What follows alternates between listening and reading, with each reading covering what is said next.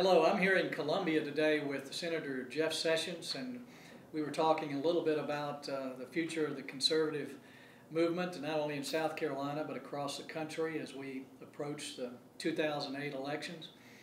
Senator Sessions has been a great ally of mine, particularly on fighting the immigration issue and dealing with excessive spending.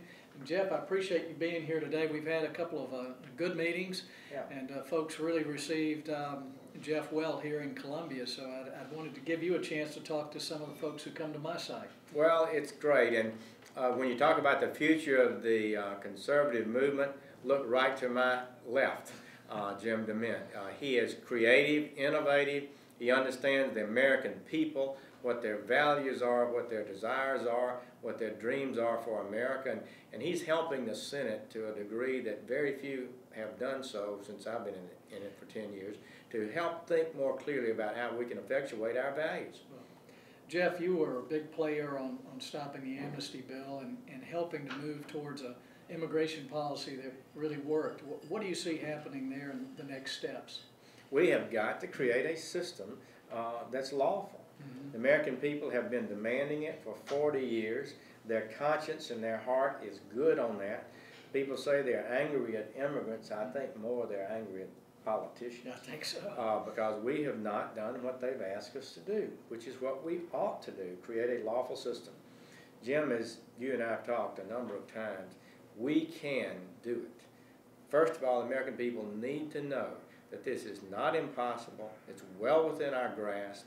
We can create a workplace enforcement system, a border enforcement system that works.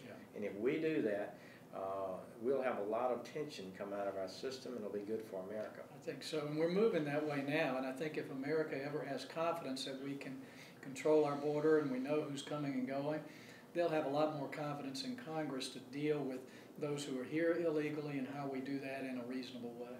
You know, we had that battle on the floor, and you and I were together on it so much, and for a long time people thought they might get the votes necessary, the 60 votes necessary to really pass that bill. And when we got right down to the last night before the vote, I think you and I were wondering whether they might get 60 or not. It was real close. The next morning, the American public would shut the whole Senate telephone system down, so many calls came in, and they got only 46 votes. Wasn't that a remarkable change? It changed a lot of minds, and I remember one of our colleagues saying a couple of days before the vote that he would not be intimidated by the American people. And he went down and voted against that bill as we did. So there's still a lot of work we've got to do to create a system that works, a legal system that's enforceable. But we took the first step, stopping a bad bill. Now we've got to get the job done. I agree. I think that passage of that bill, what it said was, we're not going to give amnesty, we're not going to give preferential treatment to people who've come into our country illegally. Right. And we're going to create a lawful system for the future, and they saw this bill as an attempt to do just that, to give preferential treatment to lawbreakers. And that's not what, that will never help create a lawful system in the future. I think another important issue for the Republicans and the conservative movement is how we deal with health care in America. The choices we have as a country to go Hillary Clinton's way and have universal government-controlled health care, or we figure out how to get every American insured as Republicans. And that should be a goal of ours, and I think those are some things that we started to work on, scratch the surface maybe, but we need candidates who are willing to talk about it next year. Well, I couldn't agree more.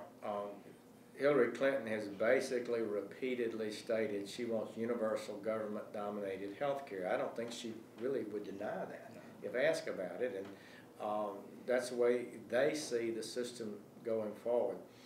We had a debate within the Republicans conference this year.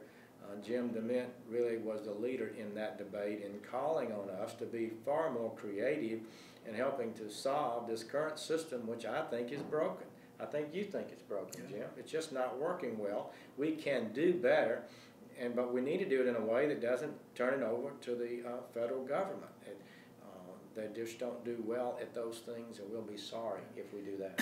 I think with tax policy and giving people a lot more flexibility in where they buy their policies, let employers help individuals pay for their plans without having a group plan. There are a lot of ideas, small business health plans that we've come close to passing, but the Democrats have stopped. There are a lot of ideas that we can use to help every American get insured.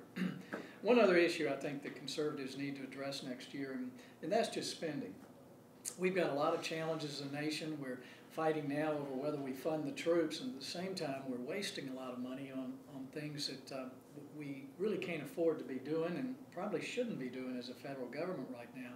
What do you see happening in the next few months, particularly this month as we end the year and we're having a real showdown with the Democrats on it? Jim, I think we're setting ourselves up for a colossal debacle at the end of this session. I think the way Harry Reid has set it up, that he expects to have this super omnibus bill. Instead of passing 13 individual appropriations bills like we should, they will package all that together, plus all kinds of other things, and have one big bill and vote yes or no.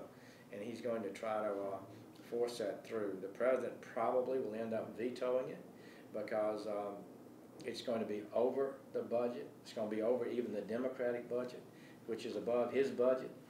And so we got a lot more spending, and all kinds of other policy things will be cobbled into this probably 800, 1,000-page document that we shouldn't pass. So I really would say that that's going to be a critical thing. And let me thank you, and I'm not just saying this because we're together. I'm saying because I believe that you have been so articulate in pointing out this danger and failures of our spending policy, and that I'm so glad you're there, because we're going to have a big fight before this session's over, don't you think? I think so. Well, I can't say I look forward to it, but I look forward to being in that fight with you. So thanks for being here, Jeff, and I look forward to visiting you in Alabama as well. I look forward to that.